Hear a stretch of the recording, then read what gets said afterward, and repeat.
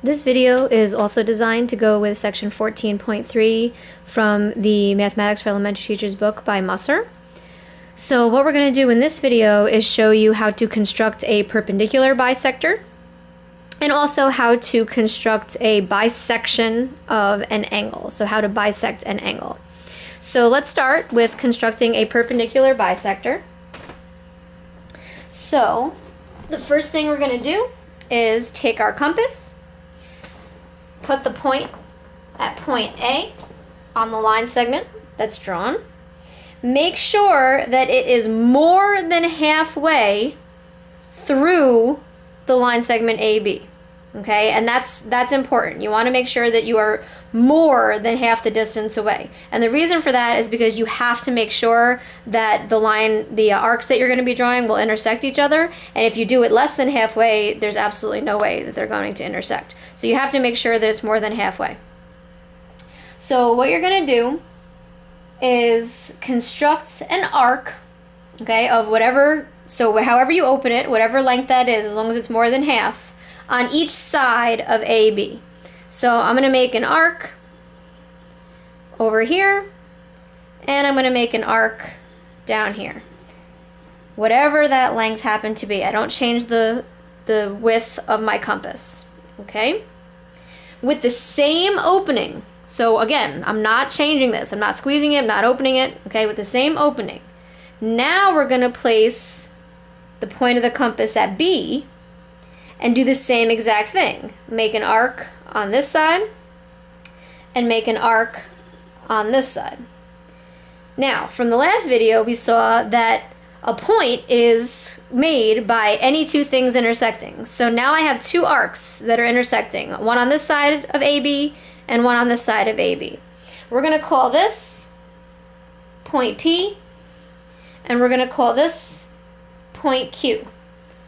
And it just so happens that now if we took a straight edge and connected P and Q, we have just drawn the perpendicular bisector of AB. And you could verify that if you wanted to take a protractor and measure that that was 90 degrees. So we should have a perpendicular bisector. So now we need to know some justification. Why does this work? Why does this make a perpendicular line? So I'm going to draw in some givens, okay, from what we have created. So you should realize that because we did not change the width of the compass, that this radius that we drew when we took it from point A and this radius that we drew on the other side when we took it from point A, that because we didn't change the compass, those should be congruent, okay? And similarly, because we didn't change the distance from when we made the arcs from point B, we can say that those must be also congruent to those.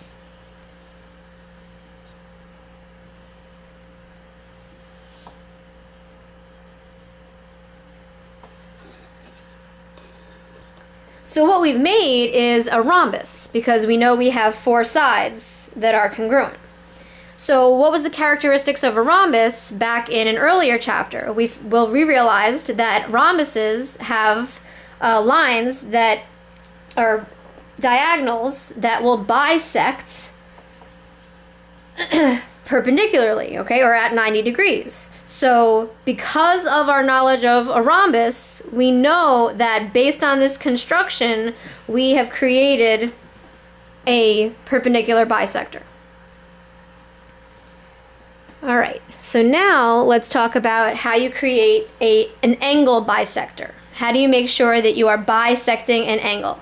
Now, the definition of bisector is that you are cutting them into equal portions. So even before we go to this one, going back over here, not only is it perpendicular, but it's bisecting because this length to the center should be equal to this length, and this length should be equal to this length, okay, because they should be perpendicular bisectors. So now let's talk about bisecting an angle.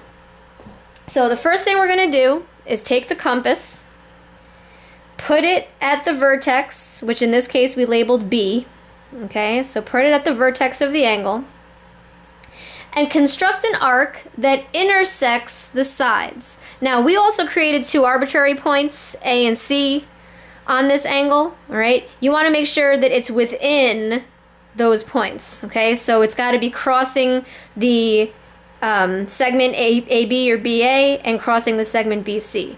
So we want to put an arc right in here. Okay? And we're going to call this point where it's crossing P, and we're going to call this point Q. Then we're going to put the compass at point P and construct intersecting arcs of the same radius.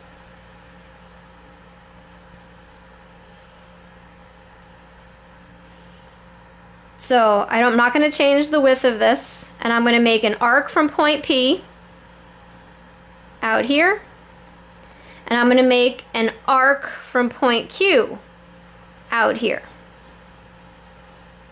And those two arcs are going to cross, and where they cross, I'm going to call that point R. And if we are to draw with a straight edge and connect B and R, guess what BR happens to be? It happens to be an angle bisector. Now, what's the definition of an angle bisector? We have just cut this angle into two congruent angles, like two equal angles, all right? What's the justification for this, okay? How do I know that BR does in fact bisect angle ABC? So the justification is that we've effectively made, and I'm going to draw the line segments in for the detail. If I connect PR and I connect QR,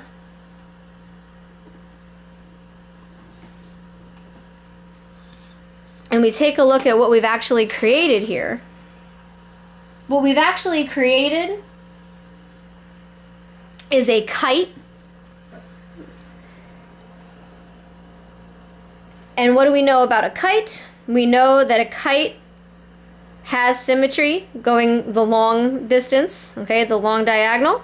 So by saying that we're cutting the kite in the middle, we have basically proven that the line that we've drawn is bisecting angle ABC. So we've basically proven that this angle will be congruent to this angle. So just one more time, in case you're not quite sure how this is a kite, what did we do to get point P and point Q? Point P and point Q are both equidistant from B because we use the compass. So I can put a congruency mark along B and Q.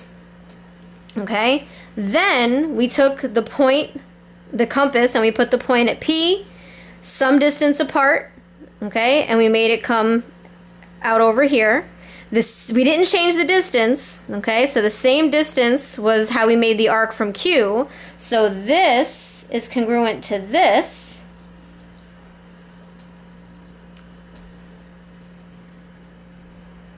And basically, you can also say that BR is congruent to itself because of the reflexive property. And so again, because of side, side, side, you know that the triangles are going to be congruent.